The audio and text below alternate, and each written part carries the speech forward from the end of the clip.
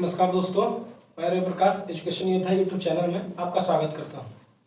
आज हम सीटेट 2022 को लेकर के यहाँ उपस्थित हुए हैं। देखिए, अभी 2 दिन पहले सीटेट का रिजल्ट आया।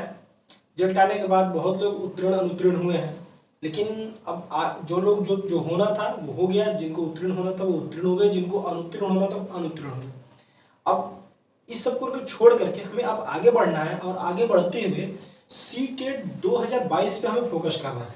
ठीक है, अब इसके लिए हमने आज सिलेबस, एग्जाम कब होगा, एग्जाम का पैटर्न क्या होगा, एग्जाम कैसा होगा, संभावित डेट क्या है, इस बार 2 बार होगा कि 1 बार होगा, कैसा कैसा क्या क्या रहेगा, ये सारी बातों की हम आज चर्चा करेंगे। ठीक है, तो आइए आज हम देखते हैं। देखिए, सीटेट 2022 सीटेट जो 2022 है ना, देखिए हमारा मार्च महीना निकल चुका है, लगभग समाप्ति की ओर है और हमें 15 दिन कुछ बाकी है। तो ये देखिए, अगर साल के 2 बार कराने होंगे तो 1 बार आपका जुलाई में होगा और 1 बार आपका दिसंबर में होगा। ठीक है, देखिए अगर 2 बार हो, अगर सीबीएसई कराएगी तो पहला आपको नोटिफिकेशन जो आएगा इसी मार्च के लास्ट में या अप्रैल के पहले सप्ताह तक।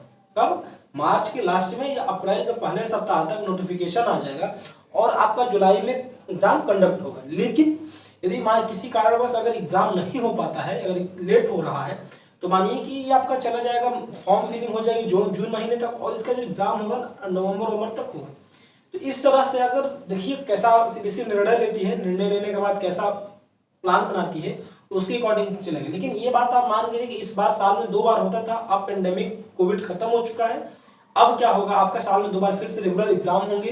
रेगुलर इसी को मान करके मानिए कि आपको लास्ट मार्च यानी होली बाद आपको लास्ट मार्च इसकी तैयारी चल रही है, लास्ट मार्च या अप्रैल के फर्स्ट वीक तक इसका फॉर्म आ जाएगा और इस पर क्या होगा, आपका जुलाई तक एग्जाम हो जाएगा। देखिए जो है हमने लिखा है ना कि नोटिफिकेशन कब तक, नोटिफिकेशन मानिए कि अप्रैल मार्च लास्ट या अप्रैल के पहले सप्ताह तक, अप्रैल फर्स्ट वीक या लास्ट वीक ऑफ मार्च, इसके बाद ही क्या हो जाएगा, फॉर्म आपका आ जाएगा।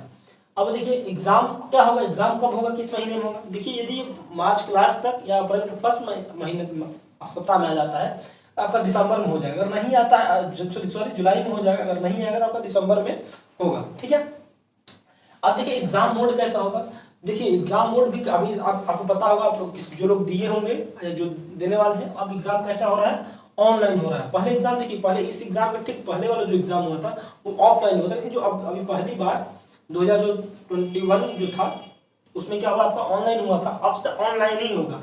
तो अभी कैसा आपका फॉर्म होगा, ऑनलाइन, और एग्जाम की फिलिंग होगी वो भी, जैसे कि आप फॉर्म की फिल करेंगे, क्या करेंगे, फॉर्म जो फिल करेंगे ये भी क्या होगा, ऑनलाइन होगा। कैसा होगा, ऑनलाइन होगा। ठीक है, इस तरह से हमारा लगभग ये मानकर चलिए कि आप लोग क्या फॉर्म आ जाएगा मार्च लास्ट तक, अप्रैल फर्स्ट वीक तक यही होगा, इसी के बीच में फॉर्म आने वाला है। तो देखिए आपके पास टाइम बहुत कम बचा है। क्या है टाइम, इसीलिए मैं आज ही नोटिफिकेशन लेकर के आ रहा हूँ ताकि आप अलर्ट रहिए और अलर्ट के साथ अपना काम आप शुरू कर दीजिए। जो फेल हुए हैं या पास हुए बात तो अलग है, जो फेल हुए वो भी, जो पास हुए वो भी एक्स्ट्रा मार्क के लिए आप जितना अच्छा से अच्छा गेन करेंगे। यदि आप अच्छे अभी से आप इसको तैयारी करेंगे तो आपको यूपी में सुपर टेट वाली आने वाली भी है, आपकी सरकार का गठन भी हो चुका है, लगभग मान लीजिए चुनाव हो ही गया, सरकार जिनकी बननी थी बन ही चुकी है। तो इसको लेकर आप मानिएगा सुपर टेट की भी वैकेंसी जरूर आएगी।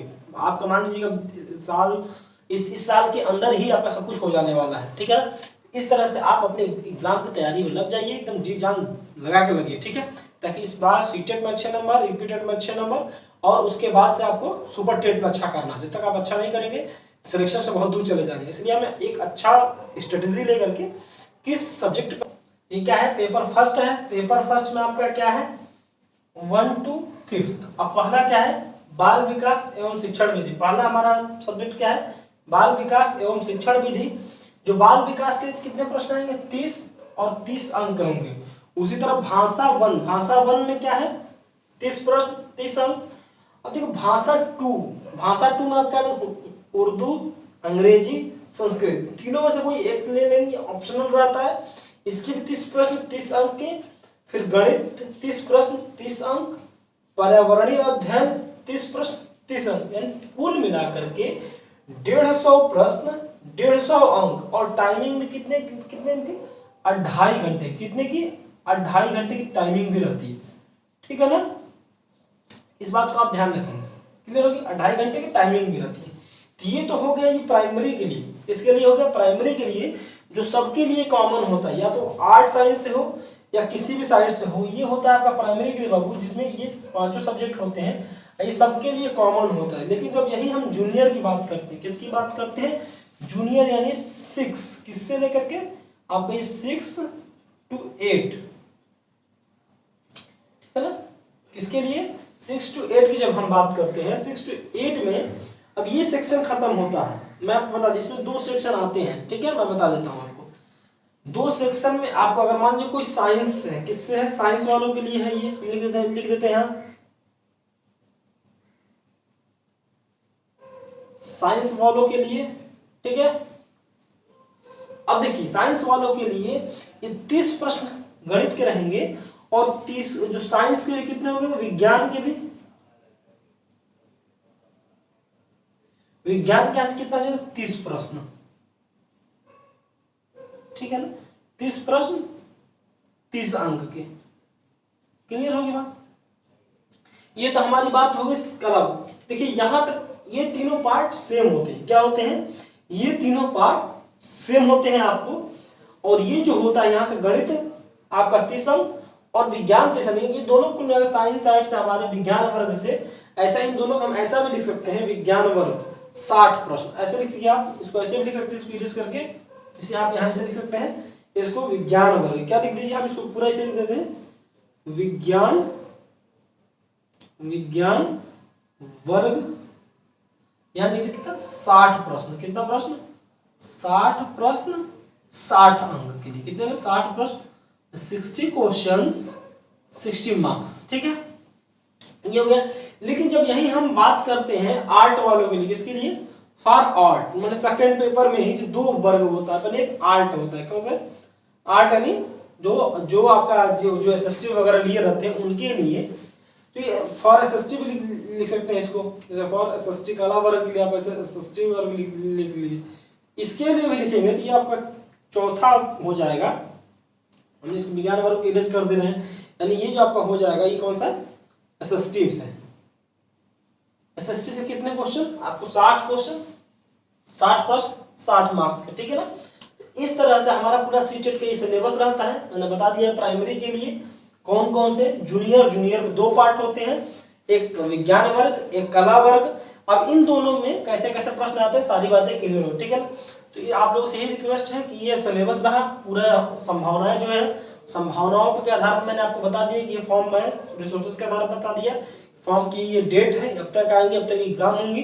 तो जिनका एग्जाम हुआ क्लियर हुआ है वो भी, जिनका नहीं हुआ क्लियर हुआ वो भी, जिनका क्लियर हो गया वो किस लिए देंगे? क्योंकि आने वाली सरकार में आपको सुपर टेट देखने को मिला, ताकि आपका जो ये 5 सब्जेक्ट है, 14 सब्जेक्ट में से जो 5 सब्जेक्ट है ये पूरा आपका क्लियर रहे।